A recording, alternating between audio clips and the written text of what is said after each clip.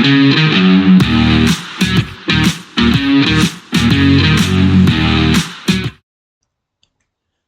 welcome back to the SuperCoach Nuff channel. In this video we're going to do our round 5 review of the 2024 NRL SuperCoach season. And so what ended up being quite a disastrous week for us with 840, which was not even good enough to get in the top 100,000 for the round, and has seen our overall rank take a nosedive from inside the top 10k all the way down to 41,000. So as you can see, 0 league wins, lost in the draft league, not great, but these things can happen. So I guess if we go through the team top to bottom, so we had Harry Grant as a vice captain, and that's 79 we wish we could take. Unfortunately, we decided to go against it, and it was quite a disaster.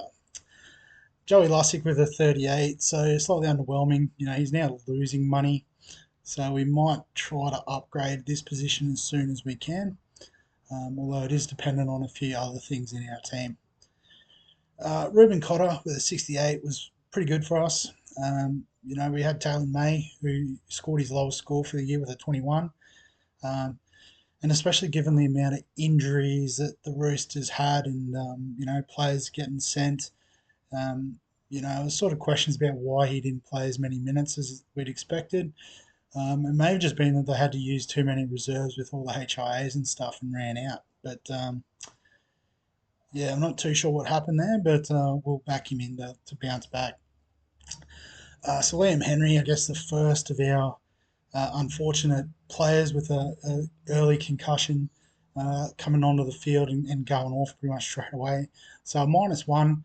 I guess the saving grace for that was we were playing an auto emergency loophole this week. So the fact that he got a negative meant that we didn't get his score. It has to be 0 or above for it to count as the auto emergency. Sam Hughes, though, was awesome, getting a try, getting some more minutes. You know, when he was moved to the bench, we thought, oh, here we go again.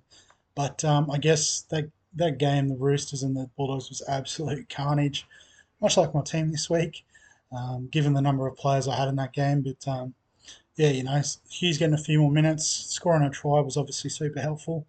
But I guess with the Bulldogs' injury worries, you know, he could be in for a good stint in the next few weeks. So glad we held. We were looking at trading originally, but it kind of worked out. Viliami kick out in the second row with 70, so obviously getting a try. Almost got another one. Unfortunately, Tedesco. Oh no, sorry, it wasn't a try. It was a try assist to Matt Burton. Almost got a try himself, but Tedesco proved to be a big enough speed bump to slow him down.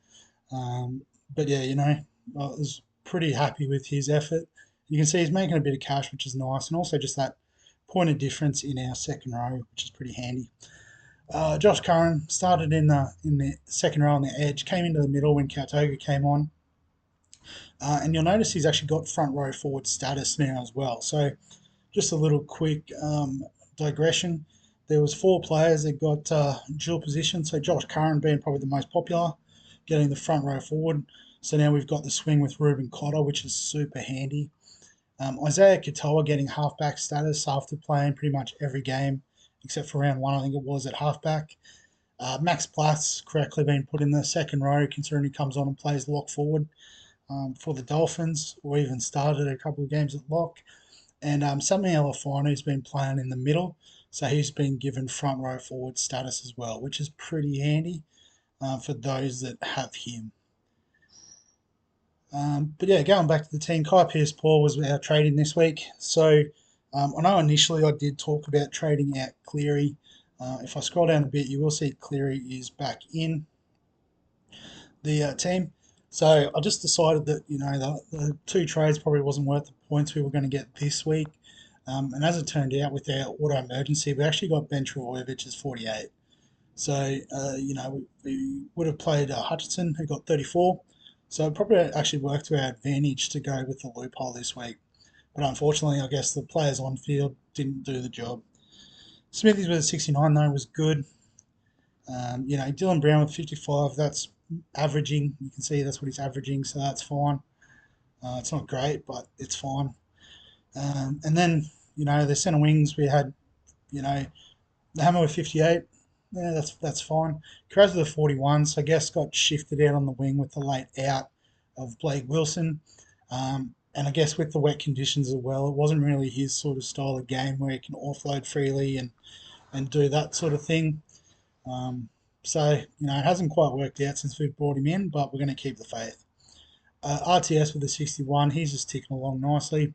Hutchison with a 34. So again, it was all down the Bulldogs' left edge, so it didn't leave a lot for Hutchinson to do. Um, and then I guess Sexton coming on as well sort of interrupted the rhythm there as well. But as you can see, we could have used Bostock with a 50 and Ethan Strange with a 96. Was fantastic. We had tipped the Eels to win, so we went with Talangi, who got a 30. But as you can see, he's made us some good money. Is that all in 1 week? Oh, that's right. I was thinking of AFL prices. I was like, geez, that's a lot of money, but that's 70K. That's a great start to his cash generation. And then I guess the fullbacks. So this is the big disaster for us this week. So James Tedesco getting a 4. Struggled to get in the game before he attempted the tackle Viliami kick out, and you could see him when he was bursting down that edge. You just thought to yourself, "Oh, this is going to be like Mike Acevo all over again." Absolutely steamrolled Tedesco, and yeah, sure enough, it was pretty close too. Tedesco probably got himself a little bit further away from the goal line to stop kick out from falling over it, but unfortunately, he went off, and we copped a terrible captaincy score. Guess it could always be worse. I did see a few people, Captain Dong Young, who got negative 14, I think it was. I didn't check after the updates. Let's do it now. We'll come back to everyone smashing me up in the head-to-head leagues. But how did he end up? Negative 15. So that's negative 30 if you captain Dom Young. And I saw people who had Tedesco, Walker Young, and then, like, I think a Ruben Garrick had a 1. Yeah, Ruben Garrick with 1. Liam Henry, obviously, negative 1. And on the flip side, you've got like Tom Travojevic with 111, Kalen Ponga with 117, Sean Johnson with the 112. So lots of players having at least one of those guys in their team. And obviously we played all around them, didn't have any hundreds in our team this week. Hence the massive drop in rank. So yeah, we've had 2 terrible weeks so far and 3 good weeks. So I think a rank of 40,000 is about right for this time of year. But we will have a look at the game head-to-head matchups. So the Little Fockers comfortably winning with a 10.72. So, having SJ as VC was super helpful. Also, Scott Drinkwater, I didn't even mention before, with a 144. So, Val Holmes with a 93. So, obviously, in playing Ethan Strange was a great call. So, there's all those points that I missed. I was never a chance in this matchup, even if Tedesco did all right. Yeah, nothing too else of note there in the team because everyone else I've already got. Any higher scores? So Milkmangs must be doing well overall. We will check the overall, but 11.74. So VC Ponga, nice. Had SJ, had Val Holmes, had Reece Robson with a 117. It's pretty nice. And having Hughes and Smithy on the bench as well was pretty handy.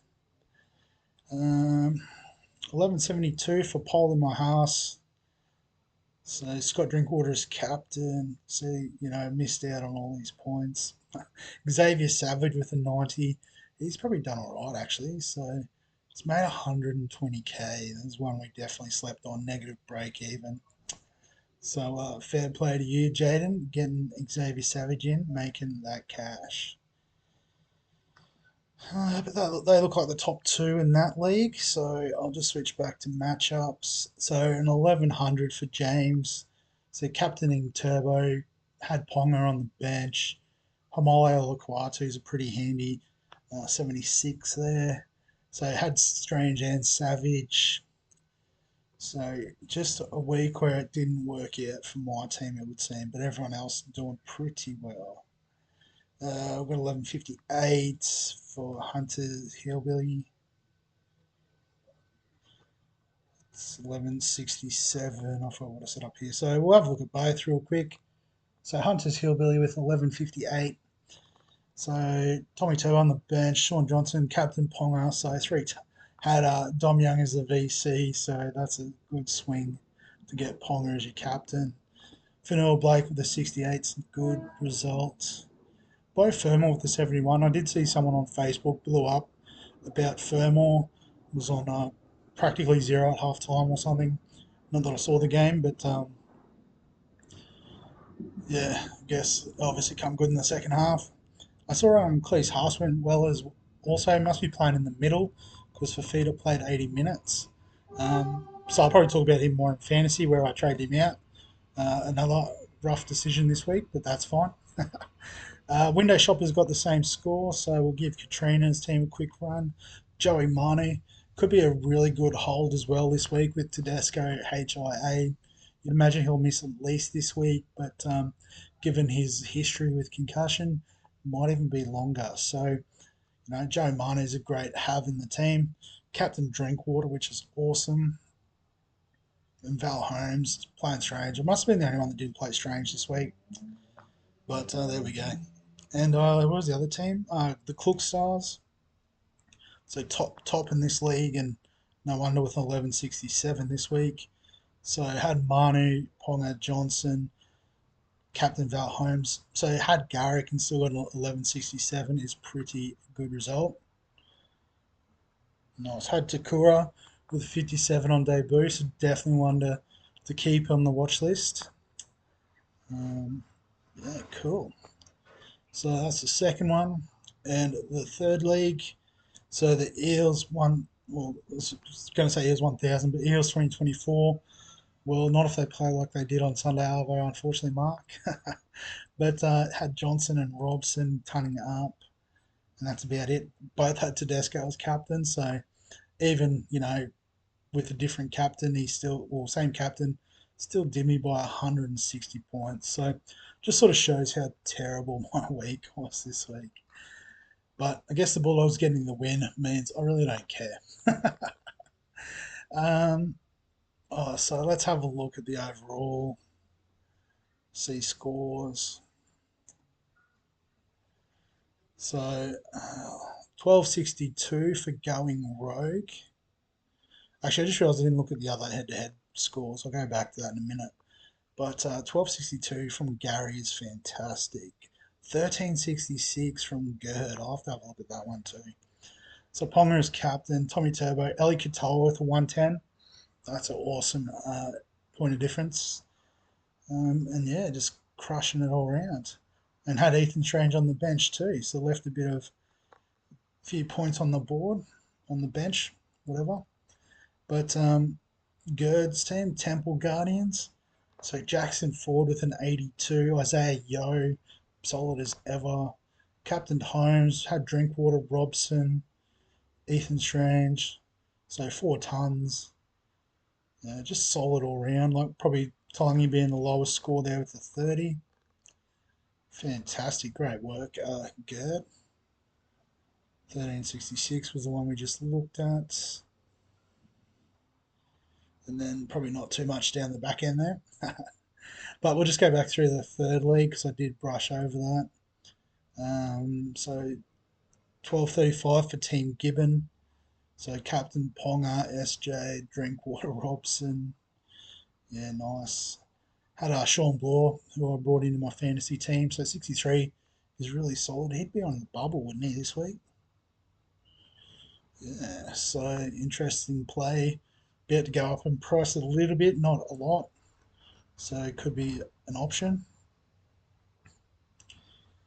Yeah, and I guess a lot of the same sort of players that are killing it. 1261 for Matthew with 2 cap strats. So I had DC, Scott Drinkwater, Kalen Ponga, and Ellie Katara as vice captain. Yeah, pretty handy to lock that in early in the round. Uh, Anyone else stand out? Some middling scores there. Had Savage and Holmes and Strange. Fantastic work. Awesome. So great to see at least some of us doing quite well this week. Um, So I guess just initial thoughts on trades. So Penrith are on the bye this week, so we've held Cleary. He should be back after the bye, so that's fine.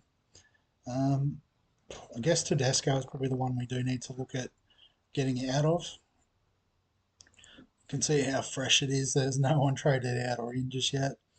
Against the problem is going to be what we can afford. Looks like we can't afford Turbo after his little dip. So we're all for that.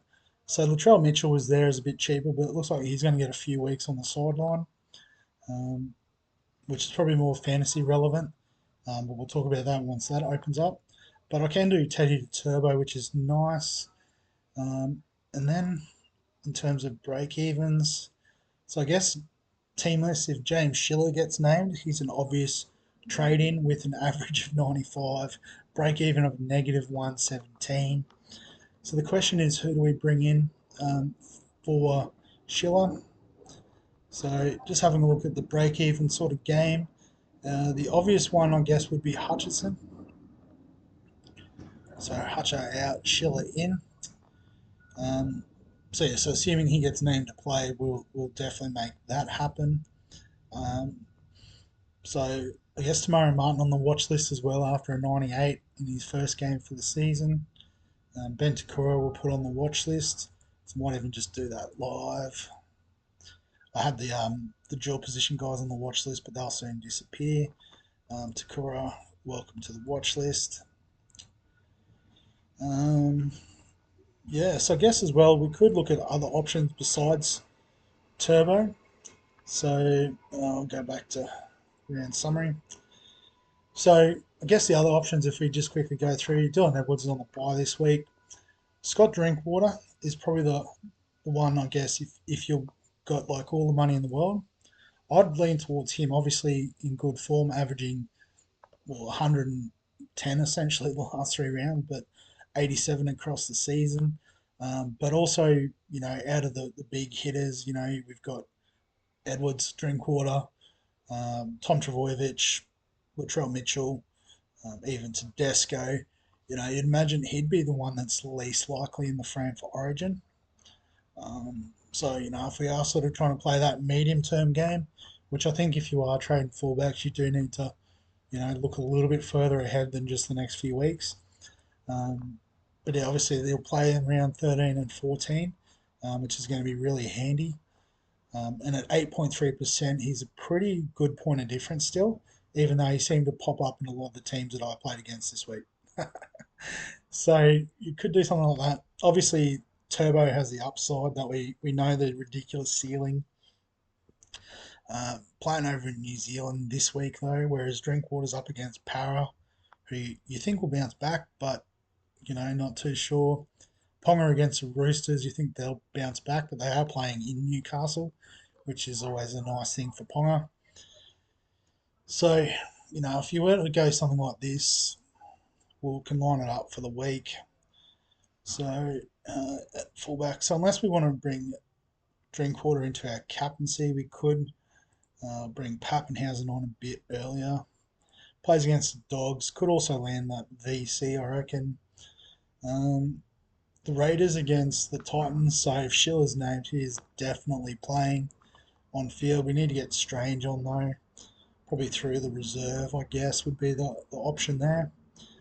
Dylan Brown's obviously going to play with Galvin out. Hines against the Rabbitohs, probably happy to captain him as the safe captaincy option. The Bulldogs play fairly early, so does Newcastle. So Smithies unfortunately sits on the bench again through no fault of his own. And then I guess we've got the Lussick issue as well. Probably something I didn't consider. So, well, let's just quickly do a quick undo. Update. We'll just update the trade. So let's say we bring in Tom Travojevic and go boosts. We trade out Lussick, and we're priced out of Appy, even Reed and Reece Robson. JMK is a bit too far out, which is unfortunate. We're not messing with any of these mid prices. So definitely probably, well, I'll say definitely not going, probably won't use the boost this week, so we'll cancel that. But I guess we'll try to make that a priority. Do we want to play someone else over uh, Lussick? I mean, it would have to be either Hughes, not so keen. Um, Ben Travojevic over in New Zealand. It's a day game. Probably not. The Dolphins against the Broncos. Could be some points in that, but yeah, I think we only want Bostock for one more week anyway, so that's fine. Um, and Talangi against the Cowboys. It's at Combank, which is an advantage, but probably not. So I think we'll leave it with Lussick for the time being. And yeah, we'll leave that as it is for the video, just so we can get on with the rest of our day. So yeah, if you've got any questions, comments, thoughts, um, messages of pity perhaps after my terrible performance this week, get them in the comment section below this video. Obviously, if you enjoy the Supercoach stuff, remember to like the video. Subscribe for all the fantasy sports content. I think it's just about to tick over the 340. So every time we get an extra 10, it's worth a celebration still. So thanks to everyone who is subscribed and will subscribe in the future, hopefully. But other than that, we'll catch you in the next one.